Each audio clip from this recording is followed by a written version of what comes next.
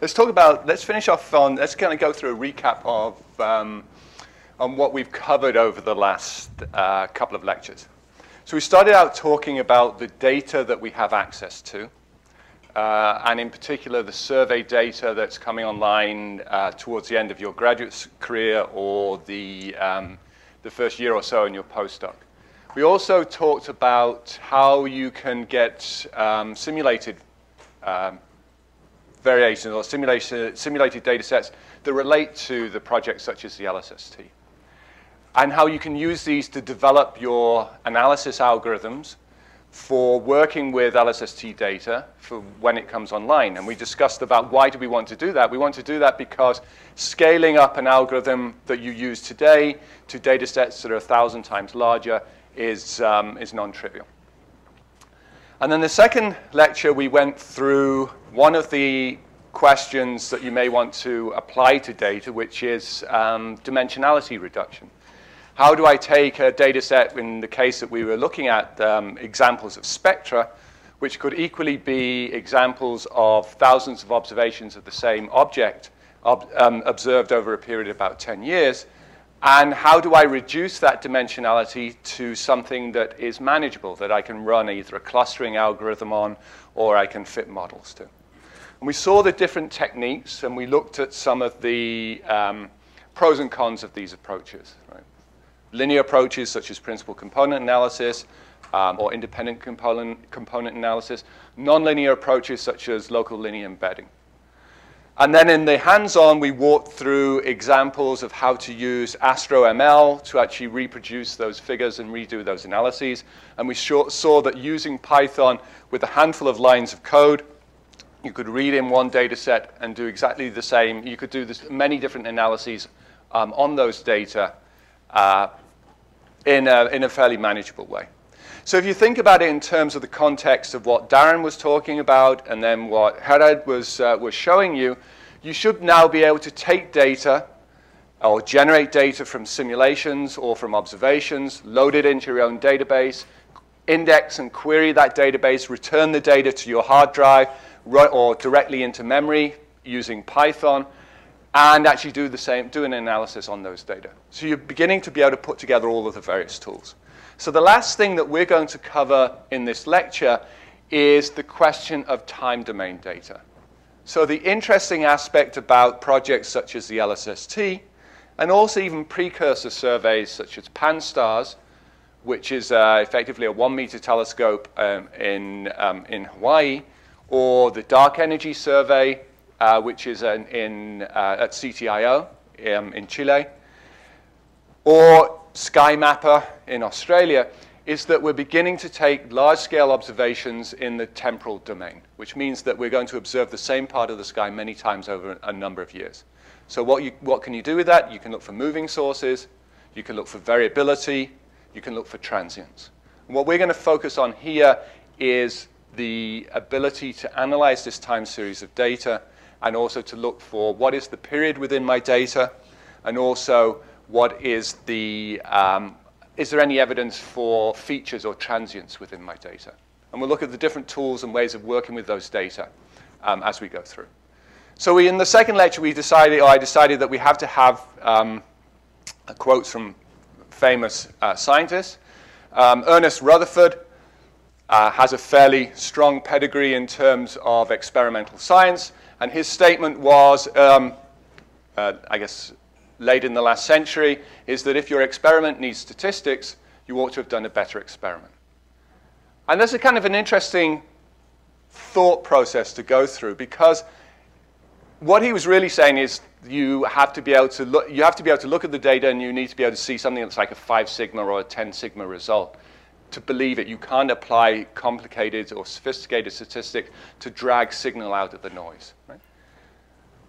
And you may say, well, how does that relate to all of the machine learning and analysis techniques that we've talked about? Because effectively what we've been trying to do is pull signal out of noise.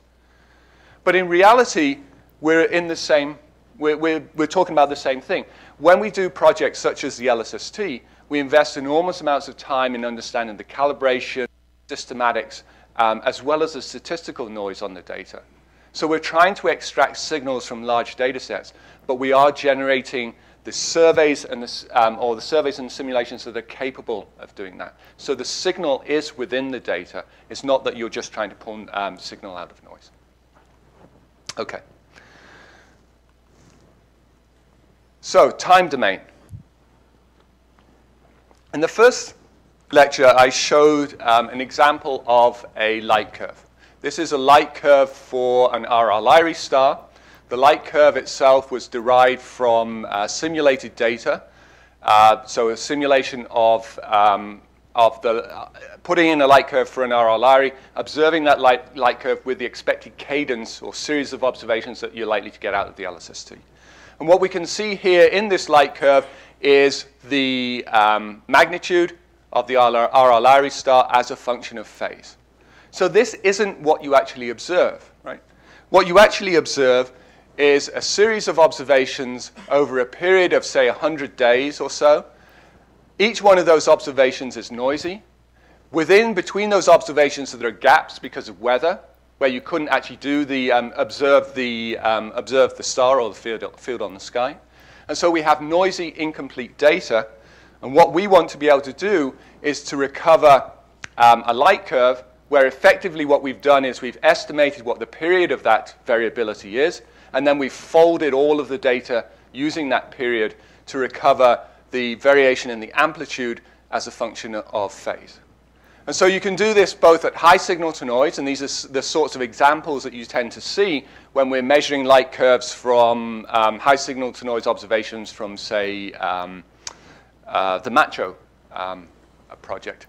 But in reality, much of what we work with is right at the limit of the data, and so we're working with low signal to noise observations. And in general, we don't have this high or fine sampling of the observations. So we have to work with small amounts of data, with noisy data, and with gaps within our data. So the question that we want to be able to do is how well can we estimate what the actual period of these data actually are? And when we look at this, we will use techniques such as the Scargill periodogram, and we'll get to that towards the end of the lecture, for how do I take data like this and estimate the probability of these data having a period as a function of days. So this is effectively the probability that this set of data has a single sinusoidal period that corresponds to, in this case, say 0.3 days. And the arrow corresponds to the truth. And what we see is we get a peak at the true value, but we also basically get alias values, right, because of the noise and because of the incompleteness in the data. Why does this matter to us? It matters because if we go back to the original light curve for this RR Lyrae star, and if I expand out this light curve in terms of a Fourier series, so just in terms of sines and cosines, then the phases and the amplitudes of these sines and cosines can be used as an estimate of the metallicity of the RR Lyrae star. And if I have uncertainties in the estimated period because of the incompleteness in the data, this translates into errors in the derived phased-up light curve, and that will enter into errors in the phases and amplitudes of the Fourier expansion. And so when I try to estimate what is the underlying metallicity of this star, then it's going to be extremely noisy. And I showed this figure again at the beginning, and this shows you what happens if you take 1 year's worth of observations from the LSST, and you try to recover what is the period, and then what is the Fourier expansion of the resulting light curve, and how does that relate to the input values. And so you can see after 10 years, you get an accurate estimate of the metallicity. After 1 year, it's an extremely poor constraint. This is using a single band. If you could use multiple bands, you could improve this by a factor of 3 to 4, even in the first year of observations. So let's start by saying what is a light curve, and how does this actually relate back to the lecture where we talked about dimensionality reduction? Well, in dimensionality reduction, we described our desire to take an input spectrum and to represent it as a linear combination of functions or basis functions. And those basis functions that we had for PCA, or were derived from PCA or independent component analysis or non-negative matrix factorization. We can do exactly the same sort of process for the actual light curve. So here we have the observation of the light curve, so an amplitude as a function of time, and what we want to represent this as is a linear sum of functions, where these functions are g. And these functions could be periodic, they could be sinusoidal. These functions could be non-periodic, they could be an exponential function. And what we want to understand is what are the appropriate functions and what are the appropriate amplitudes of those functions. And so it relates directly back to what we were doing with the dimensionality reduction and the projecting the spectra down onto different basis functions. We're effectively trying to parameterize what the light curve actually is.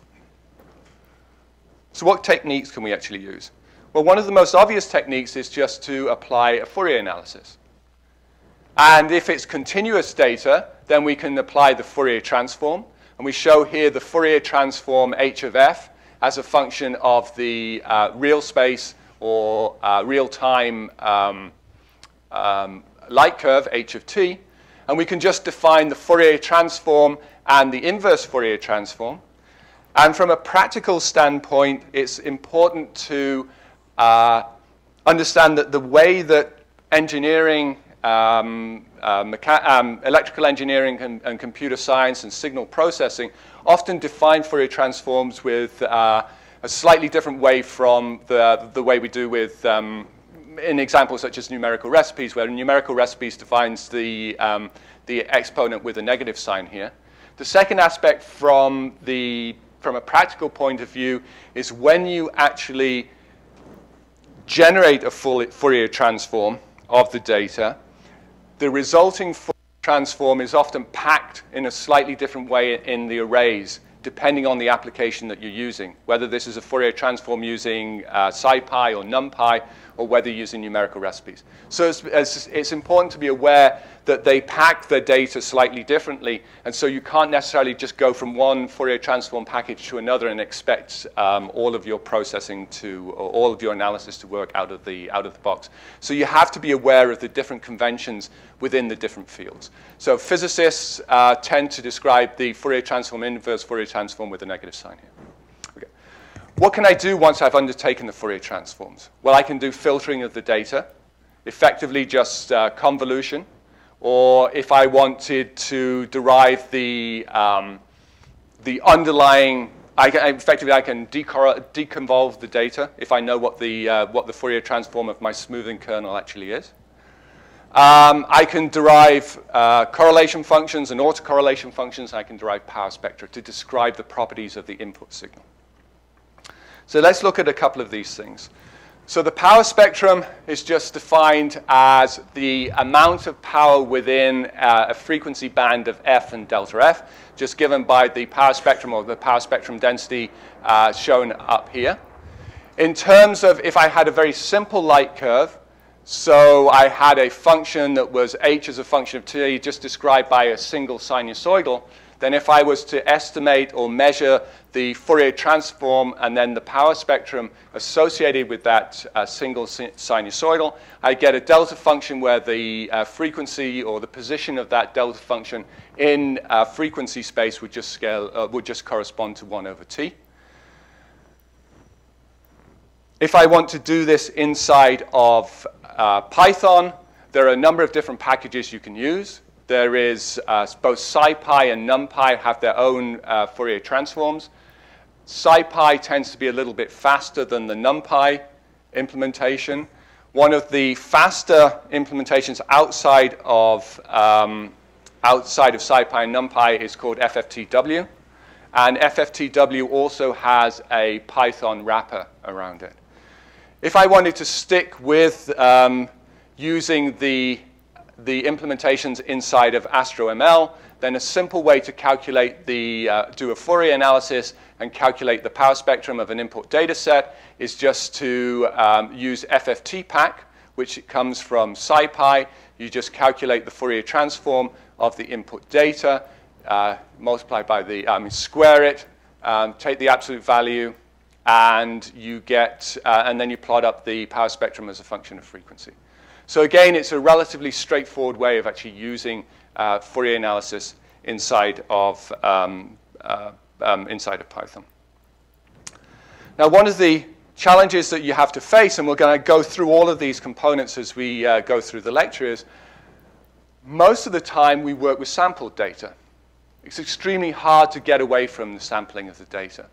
And the reason for this is there's sampling in terms of when you take the observations, there's sampling in terms of the spectra, there's sampling in terms of the wavelength interval for the individual spectrum.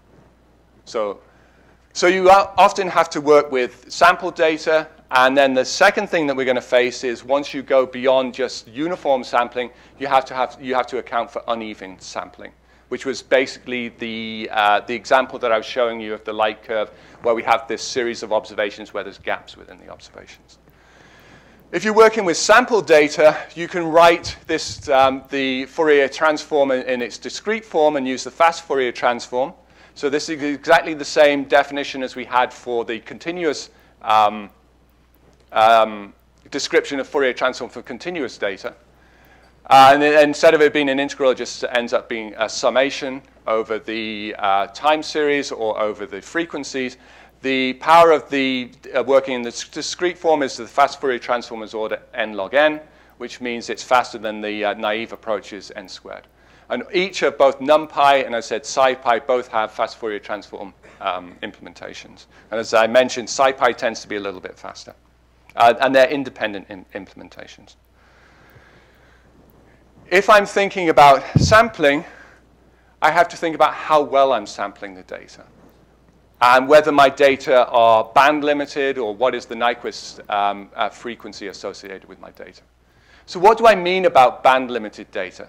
Band limited data simply means that if I take the Fourier transform of the data, there is some frequency, f sub c, for which the Fourier transform is 0.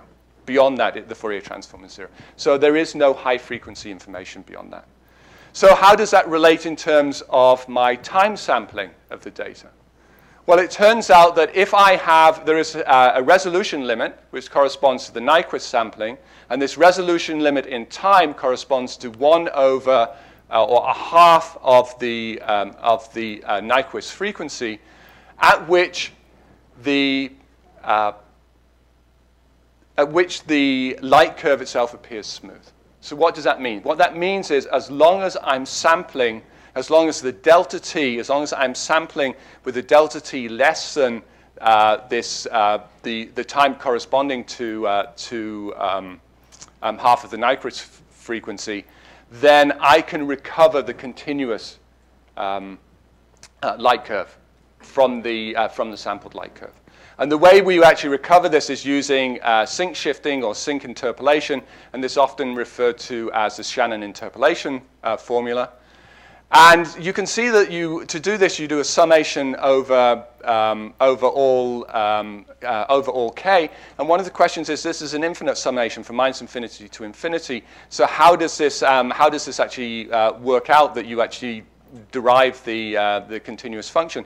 And that's simply that as k increases, you're getting 1 over k down here, and so this tends towards 0. So you're effectively damping out this. The sync function damps out the oscillations of the sine function. Okay. So if I do this, then I can derive the input. I can derive the power spectrum. And I can also derive the actual continuous function for the light curve. This shows you two examples. One is a high signal to noise example of a light curve. You can see this sinusoidal period on the light curve, and this corresponds to the power spectrum associated with the high signal to noise estimate. You can also apply this to very low signal to noise observations. So this is the same signal, but with substantially more noise in it. And what we derive, or what we get out of this, is the same power spectrum. What is an interesting question, which I'm going to leave for you to think about, is why is it that the noise in the blue points is substantially larger than the noise in the black points, and yet the amplitude of this power spectrum is identical. So you have a think about that. And if you want to understand the rationale for that, then you can look at, I think it's chapter 10 in the AstroMail book. So if I'm working with noisy data, I have a couple of options that I can do. If I want to improve my ability to estimate what the power spectrum is, I can increase the sampling of the data, or I could increase the length of time that I'm going to observe the data for. And how do I use that information to improve the signal-to-noise of the resulting power spectrum? Well, a way of doing this is known as the Welsh Transform. And the Welsh Transform effectively takes a series of data, it breaks it up into overlapping chunks, it generates the power spectrum for each one of those individual chunks, and then it combines them together.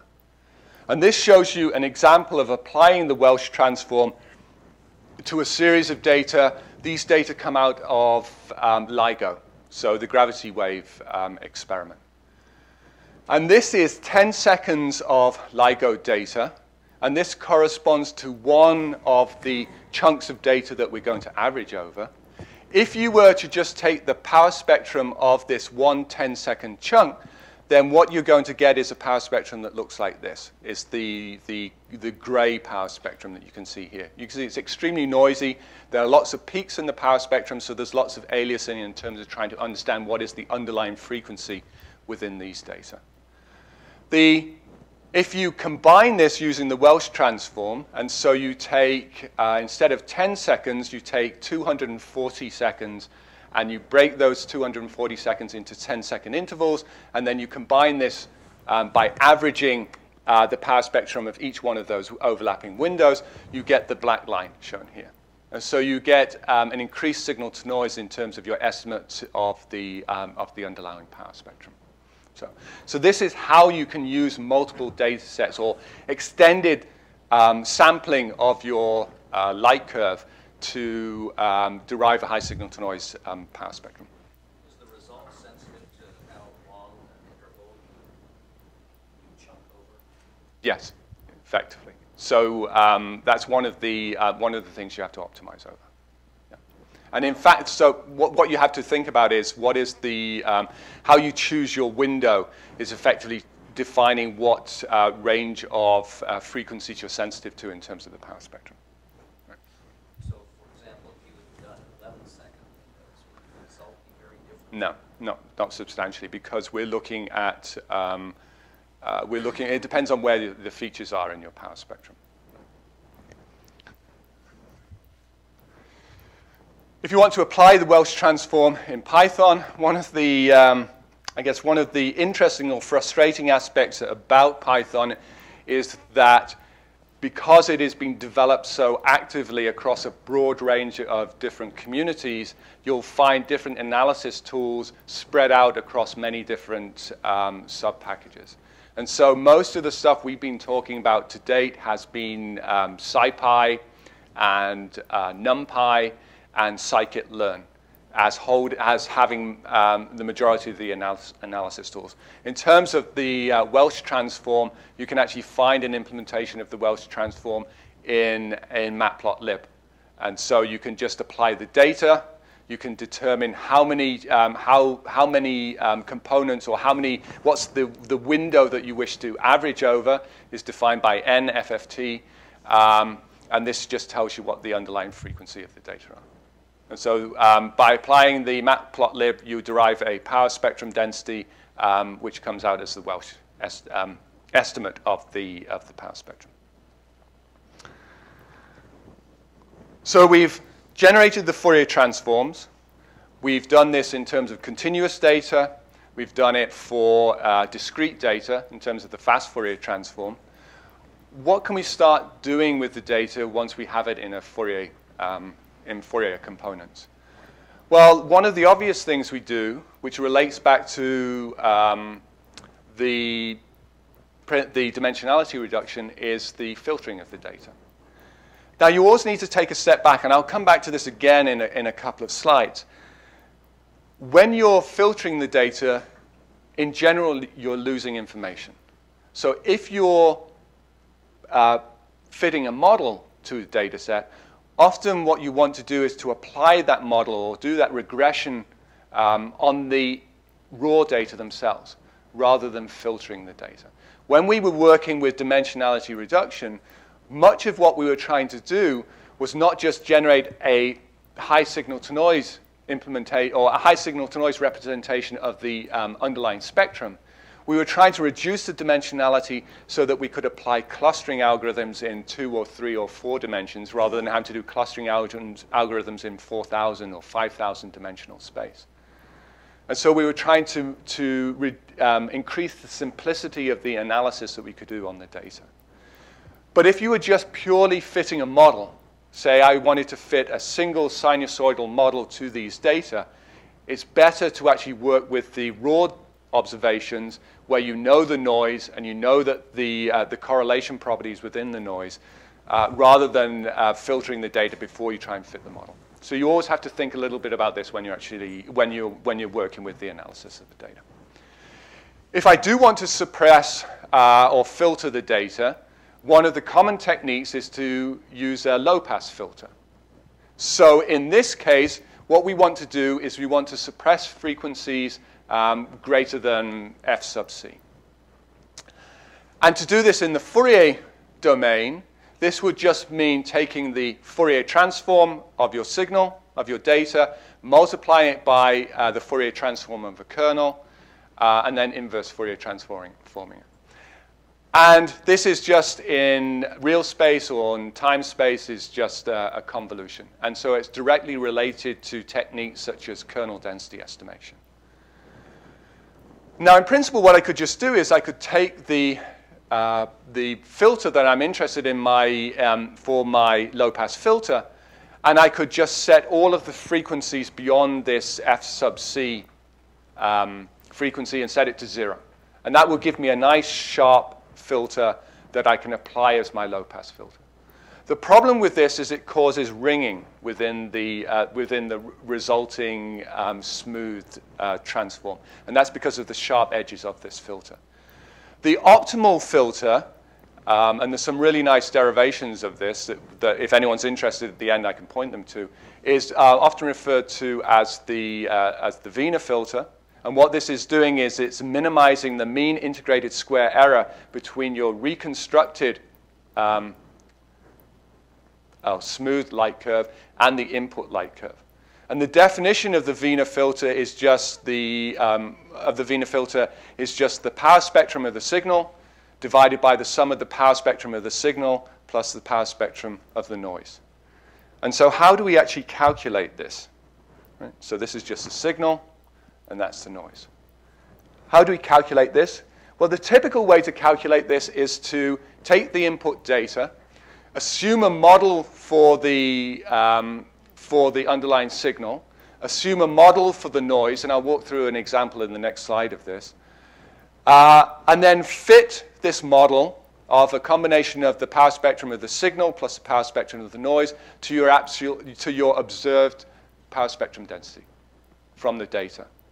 And once you fit this, you can derive the Wiener filter just by dividing the power spectrum of the signal divided the summation of the power spectrum of the signal and the noise.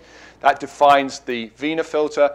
You can multiply that by your input signal, and you can inverse Fourier transform it. And here's an example of this, of Wiener filtering on a series of noisy data. So you can see within these data, you have a small spike. And what we're going to do is we're going to generate the Wiener filter. So we take the input data, we calculate the power spectrum from the input data. Once we calculate the power spectrum, in this case, we're assuming that the signal is Gaussian and that the noise is white noise. We fit a 2-component model to the power spectrum. That defines what the signal power spectrum is and defines the noise power spectrum. This gives us the underlying filter shown by the black line. If you multiply the Fourier transform of this signal by the Fourier transform of the filter, and then you inverse Fourier transform, this gives you the Wiener filtered data. Okay. And if we take the power spectrum of this filtered data, you can see what it's doing is it's suppressing all of the high frequency components. In terms of implementing this from within Python, it's relatively straightforward. We take the data, we compute the power spectrum as we did before in the in a few slides back. We then assume a model for the signal, and we assume a model for the noise. In this case, we assume a sum of a Gaussian and the sum of white noise will describe our power spectrum. So we define a function using, in this case, a lambda function for Python for the signal, which is just a Gaussian. We assume a a function for the noise, which is just a white noise. We calculate the difference between the power spectrum and the observed power spectrum and the model, which is the combination of the signal and the noise, and then we just optimize for the parameters of that model. Okay. And once we've done that, this we can solve for the signal, we can solve for the noise, and then we just combine those two together. Power spectrum and the signal divided by the summation of the power spectrum and the signal and the noise. And this is assuming that the noise and the signal are uncorrelated. And then we take the Fourier transform of the input data. We multiply it by the Wiener filter. We take the inverse Fourier transform, and that gets us back to the to the signal, the smooth signal.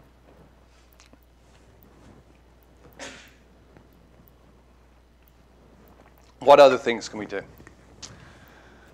Well, going back to the spectral data that we were looking at, another thing that we often try to do is to understand what is the underlying baseline signature of these data. So another way of thinking about this is, if I take a spectrum, I want to estimate what is the continuum of that spectrum. So how can I actually calculate the continuum of this spectrum? This is, I believe this is a white dwarf. Yes, a white dwarf spectrum. Well, one way of approaching this using Fourier-type techniques is the minimum component filtering. And this is an iterative process.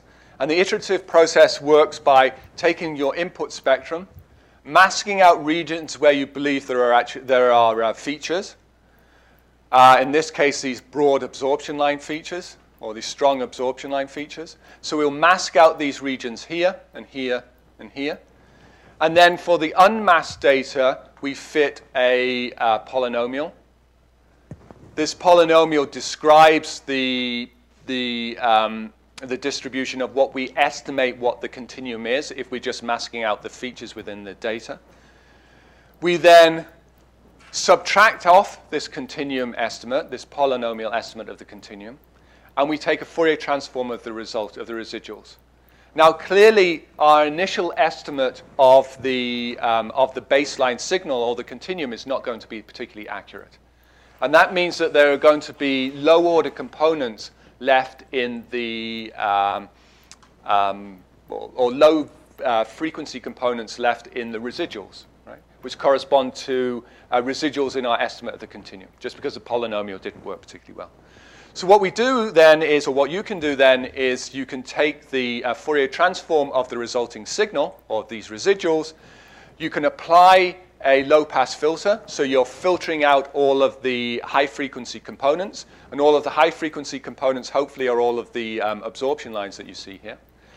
Then you look at the residuals, and those residuals, those low-frequency residuals, should correspond to the corrections that you want to make to your polynomial estimate of the continuum or the baseline.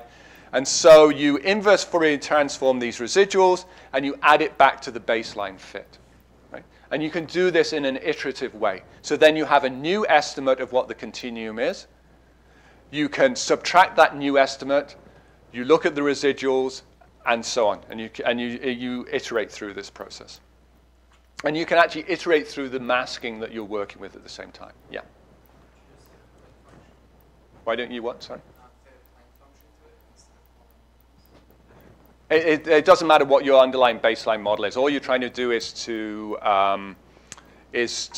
have a process by which I can iteratively improve my initial model. Right? So you could change, yeah, you could change whatever basis functions you want initially. This shows you an implementation of this for the white dwarf. So in this case, you can see what we've done. You take the input signal, you mask out the absorption lines. In this case, all we've done is we've done a simple linear interpolation across the masked regions. You take you subtract this out. You take the Fourier transform of the residuals. You apply a filter shown by a low-pass filter shown by the dashed lines. This filters out all of the high frequency, and what you're left with here is the low frequency corrections to your initial estimate of the baseline, and then you add that back into your model for the continuum, and you continue that process. Okay. And it works reasonably well. And this shows you the result of I think of maybe 2 iterations of this. So you can see this is now the new estimate of what the underlying continuum actually are. One other way that you can do this, going back to the principal component analysis, is to derive principal components and use those as your basis functions, and use that to estimate how you can interpolate across these across these missing regions within the data.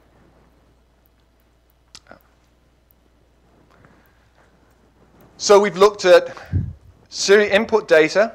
We've looked at taking the Fourier transform of it. What happens if it's continuous data? What if it's discrete data? Once I have the Fourier transforms, how can I actually filter? How can I filter the data?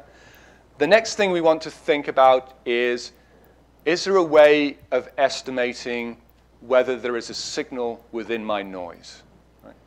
And a way of thinking about this is, what happens if I have a little kind of chirp frequency, or what happens if I have a little transient event that's present within my light curve? How can I estimate my sensitivity to that transient event, or my sensitivity to measuring periodicity within the light curve? And we can estimate your ability to, or what's the minimum detectable variability within a light curve, if we know what the underlying noise are on the individual observations. And we can work through this with a very simple example. So imagine if we assume that our light curve is just sinusoidal. And what we're interested in knowing is, given a series of observations, what is the amplitude of that sinusoidal variation that I'm sensitive to? So can I get a handle on what amplitude of variability am I sensitive to within the data? And so a way of doing this is to just look at the noise properties. So imagine that every observation had exactly the same noise. So sigma was constant. Just refer to this as homoscedastic errors, which is a $10 word. In this case, we can describe the variance associated with the light curve in terms of the variance on the sigma for the noise on the measurements, but we also got a variation or a variance due to the variation or the periodicity in the light curve, and the variance due to that is just a squared over 2, and that's just because if you calculate the variance of sine function, then it's just sine squared minus the, or it's, what is it? It's y minus the mean of y squared, and the mean is 0. And so this just becomes sine squared, and there, if you integrate that over 0 to 2 pi, it gives you a half. So that gives you an estimate of the variance associated with the light curve that you're measuring. Now, if there was no amplitude to this variability, then the way I would calculate the chi-squared associated with the data would just be to sum over the measured amplitudes divided by the noise, sum over that squared divided by n. If the amplitude was 0, then the chi-squared should come out as approximately unity. The standard deviation of that will be the square root of 2 over n. So now, if I want to estimate what is a 3 sigma deviation away from no amplitude in the variation, then that would just correspond to a chi-squared value of 1 plus 3 times the square root of 2 over n. Okay. The simple way of estimating the, another way of defining what the chi-squared would just be the variance divided by sigma. And so if I take the variance divided by sigma and I equate that to 1 plus 3 sigma, then just canceling out the various sigmas, I can estimate what the amplitude or the minimum amplitude within this sinusoidal variation that I can detect. And it corresponds to, so if you just take the variance, divide that by sigma squared, equate that to 1 plus the square root of 2 over n, and you solve for a, what you're going to get out is that the amplitude has to be greater than 2.9 sigma divided by n to the 4th power. To the 1 over 4 power. So this tells you if I take a series of observations, which I understand what the noise properties are for those observations, and I'm just assuming a simple sinusoidal, so a single sinusoidal variability, I can calculate what is, or I can estimate what is the probability that I can detect a variation, or I can detect a periodicity, or the amplitude of that periodicity, as I can detect. I can estimate what is the probability that I can measure a given amplitude of that sinusoidal variability. And so this is useful because you can apply the same sort of techniques to looking for spikes within the data. And why is that important to us? It's important because if you think about data sets not for auroral Lyrae stars, but data sets, say, from LIGO. LIGO, we looked at the observations of that 10-second window of LIGO data, and you can see that it's apparently noise. One of the things that the LIGO team actually do is they inject events into those sequences of observations. Similar sort of thing will happen in the LSST processing. That you will go in, you will create a model for an event, you will inject it into the data stream, you will process all of the data, and you see if you recover that event. Now, the way LIGO works, I believe, is that they don't tell anyone what events they've injected into the data stream. So that's only known by 3 people inside of the project, including the project lead. And so they will inject an event, it will pass through the whole of the pipelines, they will analyze the data, they will calculate, if they find an event, they'll calculate the significance of that event, and then they will release it to the community. And there was an event, I think it's called Big Dog, which LIGO went through, where they injected the signature. I don't know if anyone knows about this. I think it was a signature of 2 neutron stars. And they detected it within the LIGO data stream. They went through the whole process of validating the observations, right the way up to the point where they could actually publish the observations. And then they go back and they open up the envelope and they see that that this was actually a fake event that was injected into the whole stream. But this whole process is, which must have been both exciting and a little bit of an anticlimax at the end of that. But it's an important process. You have to be able to do these blind injections within the data streams to understand whether your processing, whether your analysis is correct, right? Because if you know what the data is, what you're testing against, it's very easy to construct your models to map to your expectations of the data. Right.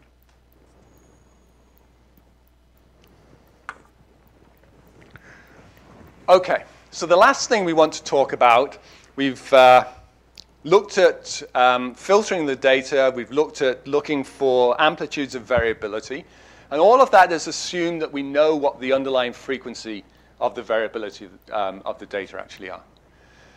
How can we actually measure an estimate of the period of the data. So how do we estimate the period within a light curve? So again, if we go back to our very simple model, and our simple models, we assume there's a single sinusoidal frequency that describes the variability within the data. And what we want to be able to do is to estimate what is that frequency. Because if I know the frequency, I can fold all of my observations, I can phase up the data, and I can get my beautiful light curve out of it. And then I can do my analysis of that light curve. If I just write this down as the function for the light curve as just the amplitude multiplied by the sine of the frequency times time plus some phase offset, you can see that this function is nonlinear in both the frequency and in the phase. But I can rewrite this in terms of sines and cosines. And now when I rewrite it, I can write it as the light curve is an amplitude lowercase a multiplied by the sine of the frequency plus an amplitude b multiplied by the cosine of the frequency. And so now the phase is represented just as the inverse of the tangent of b over a. But the important aspect about this is now a linear relationship or a linear equation in everything other than the frequency. So if I assumed a frequency, I could solve for A and B, solve for the phase, and so all I really have to do is to search over frequency space. And so it makes this analysis, which originally was a very nonlinear process, into a simple linear fitting process, where I'm just going to search over one parameter, the underlying frequency. And so now most of this analysis becomes a least squares problem. Doesn't require that the data be evenly sampled, doesn't require that we have continuous data. It just means I can now write down the likelihood function. And this is like kind of the crux of a lot of the periodograms. So the Lom-Scargill periodogram. It's changing it into a method by which we have a series of linear equations where all we're doing is we can assume a particular frequency, and then we can solve for the phase in a linear way, and then we can just search over one parameter where we're searching over the underlying frequency. And this relates the periodogram. If we think about it that way, it relates directly to what we would do to estimate what the power spectrum or the power spectrum density is for an evenly sampled data. So if I had discrete data, I can calculate and represent the power spectrum just as a summation. And this relates in time space or real space to the periodogram, where the periodogram is just given by r squared, as a function of frequency, is given by r squared plus I squared, where I and r are just summations of the amplitude of the light curve multiplied by the sine. So you can see these are just summations, where in some cases people talk about periodograms such as Lom-Scargill as the fact that you're not really fitting. You're just doing a summation over the data, and that's why it's so powerful. But in reality, you are doing an optimization because this only applies for an individual frequency. So then I have to do this for all frequencies and look for the best fit in the period, or the highest amplitude as a function of frequency. This kind of simple introduction to periodograms assumed that the noise on each one of the observations was the same. In reality, we know that each measurement in the light curve is going to have a different amplitude in terms of the noise. I said if they have the same noise, we call it homoscedastic errors. If they have different noise per observation, we call it heteroscedastic errors. So the Lom-Scargill periodogram takes that simple estimation that I went through in the last slide and extends it to the case where we have errors on each one of the individual measurement points. But in reality, it's effectively the same process. The only difference now is you can see it's a summation over the sines and cosines. The only difference here is that we have a weight function, and that weight function corresponds to the noise on the observation of each one of the measurements within your light curve. So to calculate the Lom-Scargill periodogram is just a series of summations over your light curve. The power of this over the discrete Fourier transform and the continuous Fourier transform is, with the discrete Fourier transform, we need evenly sampled data. With the Lom-Scargill periodograms, we don't need the data to be evenly sampled. But in reality, in this initial form of Lom-Scargill, you are assuming that the underlying model is a single sinusoidal variability. So it's a fairly simplified model. There are other techniques that go in that allow for multiple components rather than a single sinusoidal variability. To actually apply this, it's, as I said before, you can calculate this as a function of frequency. And then what you do is you do the summations for all frequencies. This gives you the periodogram. And you just, and the amplitude of each one of these, the amplitude or the power as a function of frequency just gives you your best estimate of the underlying frequency of this light curve. So this is a fairly kind of extreme example where the data themselves are extremely noisy and they're extremely incomplete in the sampling. You can see that the period that we're looking for is 0.3 days. That we're trying to solve for, and the observations themselves extend over about 90 days. And you can see now also that there is aliasing in the derived power spectrum, that there are multiple frequencies that give significant signal that have significant signal in terms of what the underlying frequency of that variability could actually be. So how can we do this? Well, in terms of AstroML, you can just import the periodogram, and you can import the Lom-Scargill implementation of the periodogram.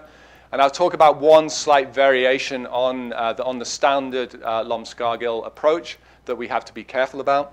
In this case, we're just generating the data, so we're just generating a simple sinusoidal model, so one frequency sinusoidal model. We're adding noise into those observations, and it's just kind of a random noise. And now what we're going to do is to calculate the periodogram. We input the data, the observations with the noise. We import the time sampling, and we calculate out the period as a function of frequency. And then to estimate what the best frequency is, our best estimate of the period, we then just search over all frequencies and look for a peak in the periodogram. So we just calculate, do the summations for each one of the frequencies, and then we search through this array looking for the maximum. It's relatively straightforward. And for this example that I showed in the last slide, the true or calculated frequency was given by the line, and the derived periodogram for these data is shown by all of this. So that's the standard Lom-Scargill periodogram. One of the assumptions associated with it is that the mean variability is 0. So the mean of this function is 0. And the second assumption is that you can estimate that mean directly from the data. Now, if you imagine that I had a sinusoidal amplitude, and I unfortunately just tended to sample around the peaks of that sinusoid, I tried to use those measurements, I'm clearly going to get a biased estimate of the mean, right? If I just take the peaks, if I was just unlucky. So there are modifications of Lom-Scargill, often referred to as generalized Lom-Scargill. And to make this a little bit more confusing, there are multiple implementations of the statement a generalized Lom-Scargill, and they tend to refer to different things. So some of them refer to allowing for the mean value to be an additional component in the model that you're fitting. And so this is when I'm talking about generalized Lom-Scargill, that's what I mean. So that means that instead of taking my data and assuming that the data themselves will allow me to estimate what the mean value is, I'm going to fit for the mean and the frequency at the same time. And that means I'm less sensitive to if all my observations were sitting close to the peak of, or one side of the variability. How does that work out in practice? Well, this is kind of an extreme example where it's clear this is the zero amplitude, or the mean value of the variability. And we set this up so for the majority of the time, we're on one side of the variability. And so if I was to do a standard Lom-Scargill approach where I assume that I can estimate the mean from the data, then I get something that looks like this, which is the dashed line. If I fit for both the frequency and the baseline, or the 0 point, then I get this in this generalized Lom-Scargill, I get the solid line.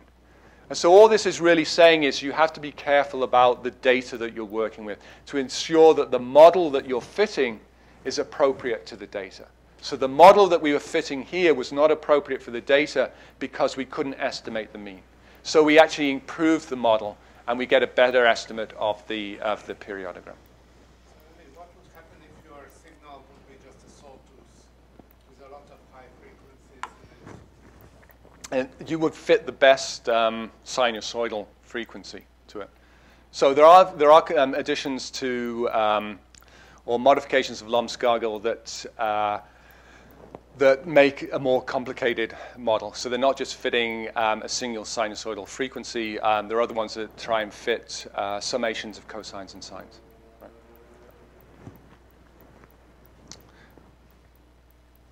Right, so where next?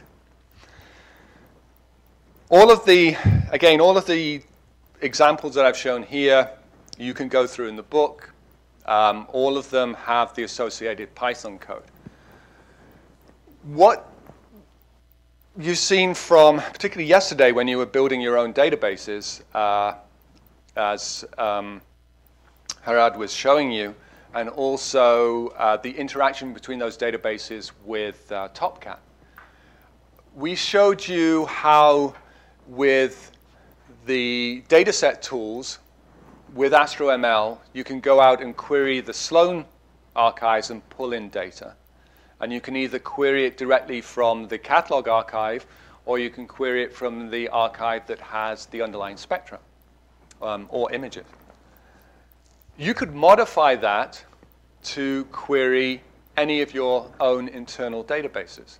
Right? And that would just, if you were trying to access, say, the Millennium data, and you could do that just through a URL string, you could query the Millennium data, and you could pull back all of the data, or you could pull back the results of that query directly into the Python.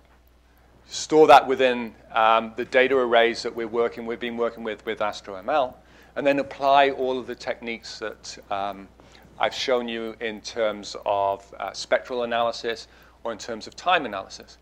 But there are many other different approaches you could look at. For the types of work we do in astronomy, a lot of those techniques that are interesting revolve around things such as classification and particularly for us in terms of regression, so least squares fits to models. So in principle, if you extend the databases that you worked on yesterday to allow you to query them directly from Python, you now have an end-to-end analysis tool. So you can take your input galaxy simulation, you can store it in a database, you can query that database, load the data into Python, and you can analyze those data. So things that will be interesting at that point will be techniques such as classification techniques, such as support vector machines. An example of this would just be if I have two sets of data and I want to estimate what is the boundary that maximally separates these two classes of data. That's what support vector machines give you. This is a color plot separating out two populations of, I think actually this is RR Lyrae stars from main sequence stars, but I can't remember exactly which one that is. Other things you can do is you can fit data and you can fit your models. So you can do different regressions. So regressions you can do are just standard linear regressions. So this is a set of simulated supernova observations. So we've got redshifts going down here. We have the distance of the supernova. And we're trying to fit a model of the relationship between redshift and distance to the supernova. And we're trying to fit this as a series of Gaussians to this. The dashed line shows you the true model. The Gaussians show you the best fit. And what you can see from this is you can increase the complexity of your model by adding in more and more Gaussians. And when you do that, the fit becomes, you overfit the data. And what you mean by that is that there's, if you add in many, many Gaussians and you're trying to fit the amplitudes of those Gaussians, what they end up doing is having very wild oscillations where one Gaussian is cancelling out the other Gaussian. And that just means that the data themselves don't have the support to be able to fit the model. But you can use techniques such as ridged regression or lasso regression to minimize the number of basis functions you're fitting. The point behind this is not so much that these are interesting techniques, though they are for classification and regression. The point is that once you can pull the data into Python, you have a very broad set of tools from AstroML, from scikit-learn, from SciPy, and from NumPy that you can apply directly to the data sets. There's a significant amount of work ongoing today in terms of taking Python and running it in parallel. And so that gives you the ability to do the scalability on a lot of the algorithms. And so this is to try and take away the underlying computer science aspects of the data analysis and enable you to think about more of the astrophysical aspects about what sort of model I want to fit to my data and how I want to do that analysis. So let me just end by saying, where next? Read the book. You're welcome to the draft of the book. If you do read it and you have any suggestions on improvement, both in terms of the Python and in terms of the descriptions in the text, just drop me an email with comments, corrections, and suggestions, and we'd be happy to act on that. If you have any questions about applications associated with analyzing data using Python, using ML, using scikit-learn or SciPy, just drop me an email and we'd be happy to help you out with it. Thanks very much.